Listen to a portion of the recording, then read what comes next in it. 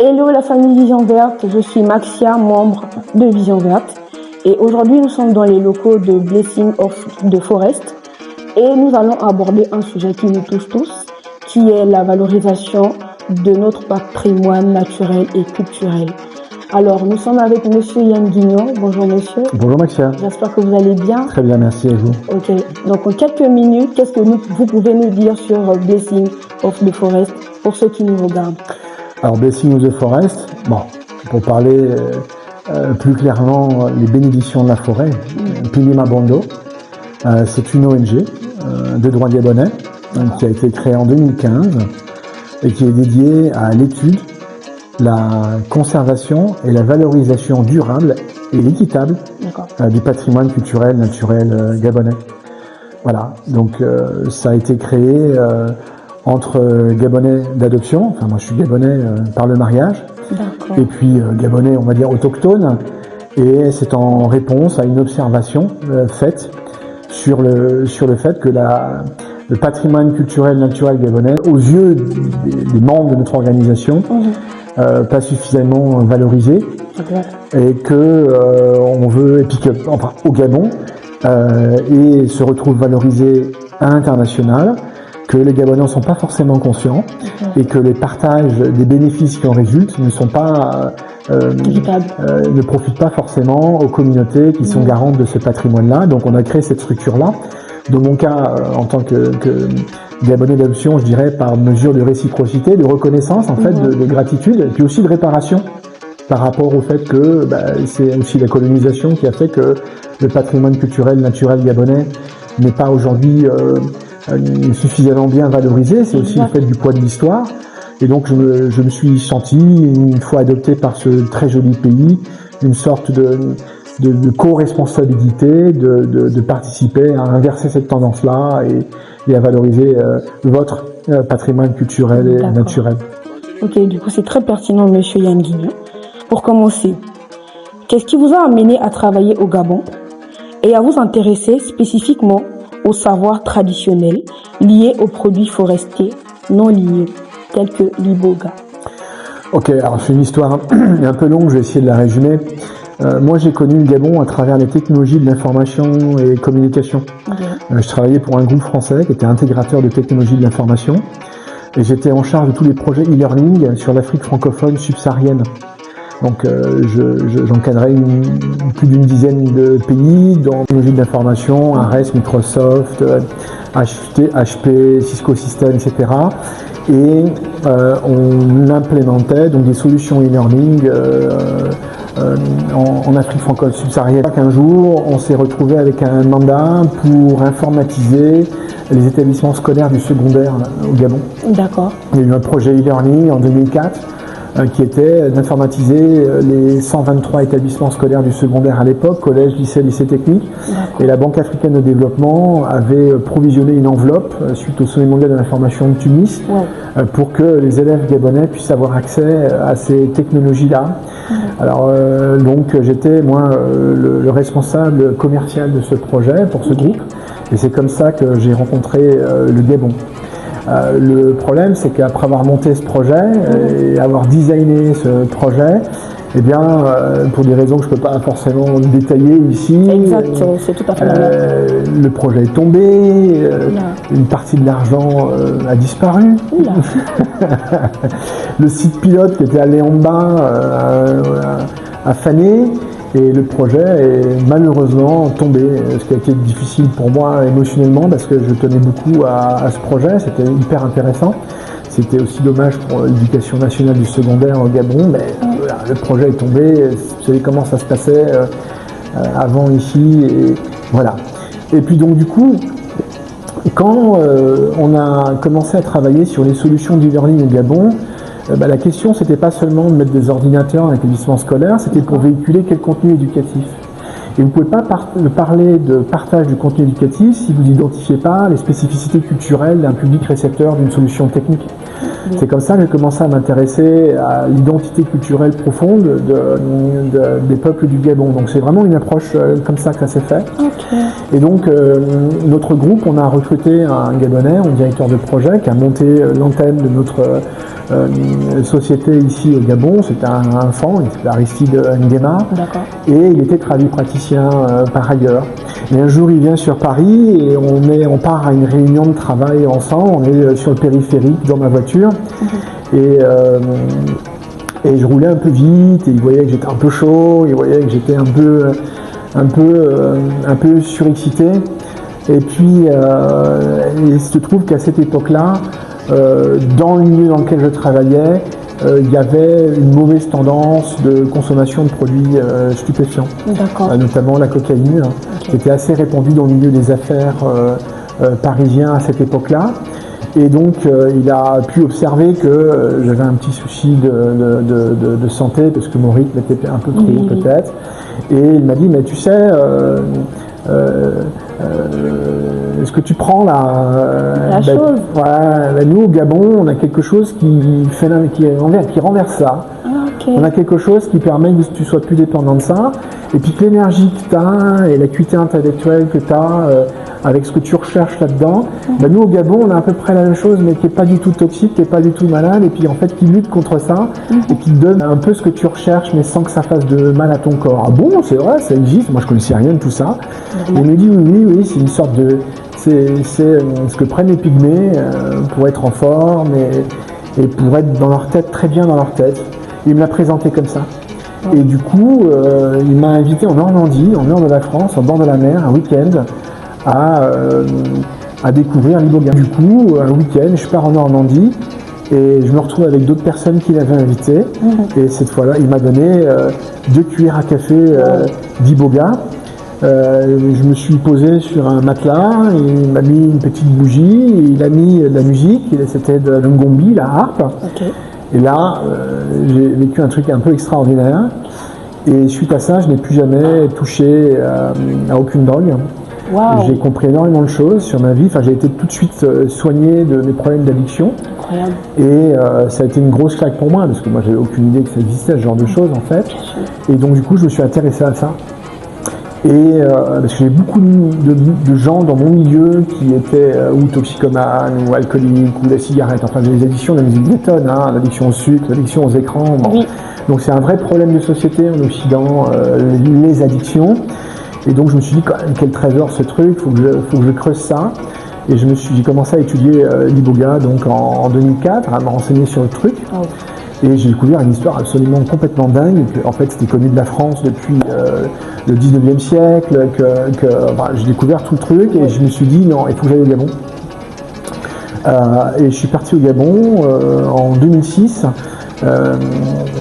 Mon collaborateur Aïssine Guémin m'a envoyé chez le maître Atobri Benga, vous savez, paix à son âme, qui est décédé il y a à peu près 3 ans. C'était un imam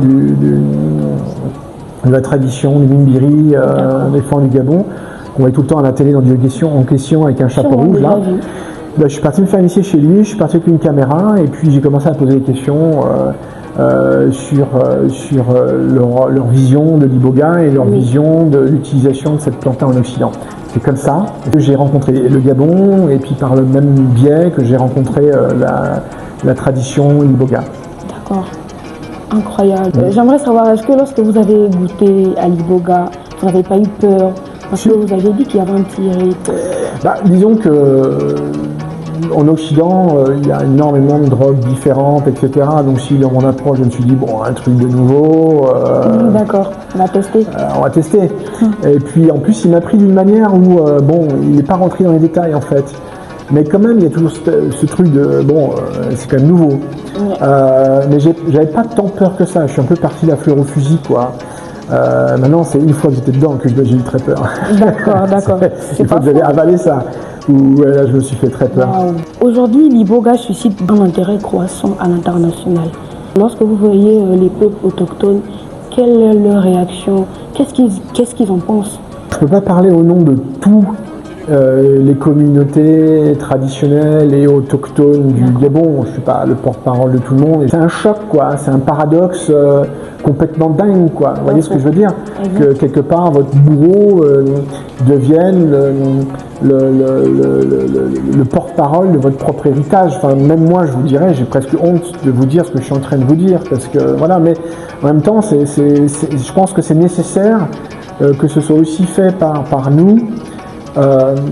Pour réparer ce truc-là, parce que malheureusement, c'est ce que disait Toumri Benga, si c'est un Gabonais, on va dire autochtone, qui va parler de ça, parce qu'ils le font, il y a beaucoup de Gabonais ici qui parlent de ça publiquement depuis la nuit des temps, enfin depuis des années. Benga en parle à la télé, on a des gens comme Tamembo, on a beaucoup de praticiens, de traditionnalistes qui parlent à la télé gabonaise, mais leur parole n'est pas considérée par leurs propres frères, des sœurs ici.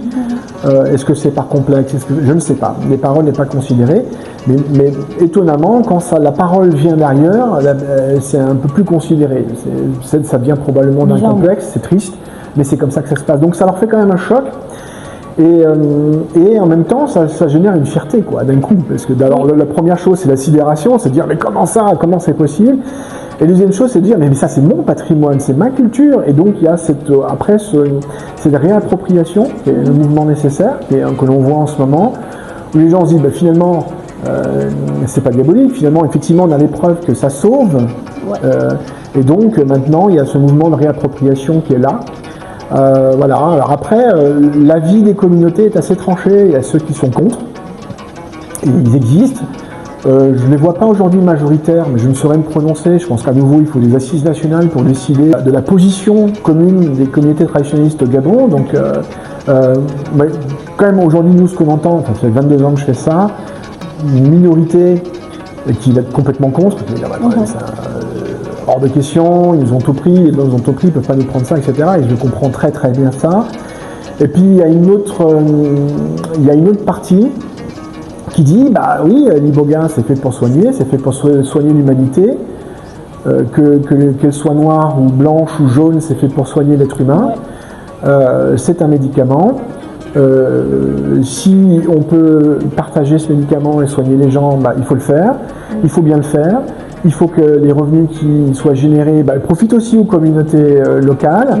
Donc en fait, il n'y a pas de volonté, je pense, générale que ce patrimoine-là ne puisse pas s'exporter, mais la volonté forte, c'est que ça ne se fasse pas au dépourvu des communautés locales, en nuisant à la ressource, à la ressource génétique elle-même, sans biopiraterie, sans appropriation culturelle des étrangers. Donc ça, c'est ça le truc. Donc il y a ce mélange de fierté, et puis d'intérêt, d'opportunité, et puis en même temps d'inquiétude sur le fait que les communautés traditionnelles soient dépossédées de cet héritage-là. J'aimerais savoir, est-ce que vous savez dans quel type d'écosystème l'iboga pousse? Naturellement, l'iboga est endémique au Gabon. Et plus particulièrement, plus précisément, la zone côtière du Fernand Vaz. D'accord. Donc, on sait que c'est ici que l'iboga est en plein épanouissement. Et ça veut dire que le climat, il est tropical, il est équatorial. L'iboga a des liens très étroits avec certains animaux, notamment l'éléphant, notamment certains singes. Il peut avoir des liens très étroits aussi avec les fourmis. Parce que évidemment, les fourmis vont creuser des galeries qui vont permettre à la terre de respirer, donc à la racine de mieux se développer. Les fourmis vont déplacer des nutriments qui proviennent d'autres végétaux.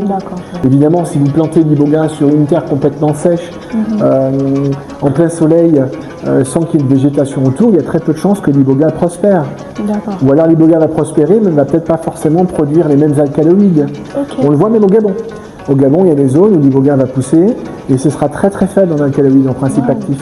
Et il y a d'autres ibogas qui vont pousser dans certains environnements, qui vont donner beaucoup de principes actifs. Il y a des gens qui ont commencé à travailler sur l'étude botanique du sujet. C'est exactement le climat dont a besoin l'iboga, sinon il ne pousserait pas ici, vous voyez ce que je veux dire. J'aimerais savoir, qu'est-ce que vous pouvez dire aux générations actuelles sur les préjugés de l'iboga? Aujourd'hui, quand on voit l'iboga, on voit Buti, on voit sorcellerie. Il y en a qui disent que ça vous emmène dans un autre monde, mais quel monde, on ne sait pas. Moi, la jeunesse gabonaise, je leur dirais d'abord, d'étudier l'histoire. Surtout. D'étudier l'histoire. Pourquoi ils ont peur de cette plante? C'est quoi l'histoire? Et puis après, d'étudier la science. C'est-à-dire, en fait, qu'est-ce que dit la science sur cette plante-là, pour aller associer tout ce qu'on a vécu dans la vie et par ailleurs, pour pouvoir en tirer une logique, une compréhension de vous-même et de la vie. Je ne pense pas que ce soit mauvais. Donc, il faut étudier sous l'angle scientifique, d'abord, et puis après comprendre pourquoi on en a peur. Si les Gabonais ont aujourd'hui peur de l'iboga, c'est surtout du fait de ce que a été raconté par le colon en fait sur l'iboga. Parce qu'effectivement, quand les chrétiens évangélisateurs sont arrivés ici, ils ont dit voilà, vos trucs c'est pas bien, les masques c'est pas bien, chanter la nuit, danser la nuit c'est pas bien, prendre des plantes c'est pas bien, prenez la Bible, lisez la voix de Jésus-Christ et c'est ça qui va tout vous apporter. Bon, c'est ça qui s'est passé, c'est pour ça que les gens ont une mauvaise image de l'iboga. Après, certains vont dire, ah non, parce que bon, vraiment, les gangas, c'est des sorciers, ils jettent des mauvais sorts, ils font des mauvaises choses. Bon, il y a aussi ce côté-là, mais oui, qui existe. On va pas se mentir. Moi, je peux vous dire, ça existe, oui, il y a des gens qui sont pas bien, il y a des mauvaises personnes au sein des tradipraticiens. Il y a des mauvaises personnes au sein des chrétiens, des mauvaises personnes au sein des musulmans, il y a des mauvaises personnes partout. Donc il y a des mauvaises personnes aussi au sein des rites initiatiques traditionnalistes gabonais. On peut consommer de l'iboga sans forcément être initié. L'iboga reste un médicament. L'iboga reste un génie, même si on va au-delà de ça. Donc, c'est pas moi qui vais vous dire, prenez de l'iboga comme vous prenez des sucettes. Ah, non, ça reste un médicament. Okay. Donc, tout médicament devrait avoir une prescription, devrait avoir un encadrement. Parce que tout médicament aussi a des effets secondaires. Tout médicament a des contre-indications. C'est pas tout le monde qui peut prendre l'iboga. Oui. Par exemple, si vous prenez un traitement à base d'opiacés, par exemple le tramadol, eh bien vous pouvez surtout pas prendre d'iboga si vous êtes sous tramadol. Si on doit vous opérer, vous devez avoir une anesthésie, il faut surtout pas que vous ayez d'ibogaïne dans le sang. Si vous êtes bipolaire et que vous avez un problème de régulation de la glande sérotonique, il faut faire attention aussi avec l'ibogaïne. Quand vous prenez aussi cette plante, il y a des choses que vous ne pouvez pas faire, que vous ne devez pas faire. Bah oui. Alors, je ne peux pas tout vous dire, parce que certaines choses relèvent du secret initiatique, mais par exemple, il y a des aliments que vous ne pouvez pas manger quand vous prenez l'iboga, parce que ça éteint l'effet de l'iboga. Par exemple, les produits laitiers. Les produits laitiers sont contre-indiqués avec l'iboga. Il y a quand même une science derrière qu'il faut étudier. Il faut qu'il y ait un cadre, parce que ça reste une plante médicinale et aussi quand même sacrée, n'oublions pas. Donc il y a un esprit derrière cette plante-là et il faut le comprendre pour pouvoir marcher avec de manière pérenne et intelligente. D'accord. Alors Monsieur Yann Guignon, quelles sont aujourd'hui les principales actions que mène votre organisation Blessing of the Forest sur le terrain? Les actions qu'on mène concrètement sur le terrain, il y en a beaucoup. Donc la première, c'est la conscientisation, c'est ce qu'on est en train de faire. Oui, c'est-à-dire parler. Ça, c'est la première chose, parler. Partager l'information, discuter de ça. Deuxième chose, à étudier. Il faut faire des recherches sur le sujet. Donc nous, c'est ce qu'on fait. On continue d'étudier. Aussi, à conserver. C'est très important. Donc nous, pour conserver, déjà, il faut planter. Donc on plante de l'iboga, enfin on finance des plantations d'iboga. 20 fermes à ce jour, avec 14 communautés associatives traditionnelles gabonaises, essentiellement rurales, villageoises. Donc il faut planter, parce que l'iboga du domaine public disparaît, il est hautement trafiqué, braconné, donc il ne faut pas que ça disparaisse, il faut le planter. Après, ensuite, il faut le valoriser. Donc ça veut dire valoriser la ressource.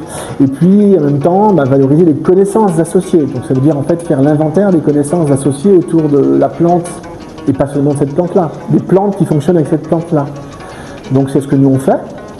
Et puis maintenant, après, il faut renforcer les lois, tout simplement, qui protègent cette ressource-là. Donc il y a aussi, on fait un travail aussi de lobbying, d'accompagnement technique, pour faire en sorte que l'État gabonais et la communauté internationale, l'Organisation mondiale pour la propriété intellectuelle, etc., puissent protéger ce patrimoine-là.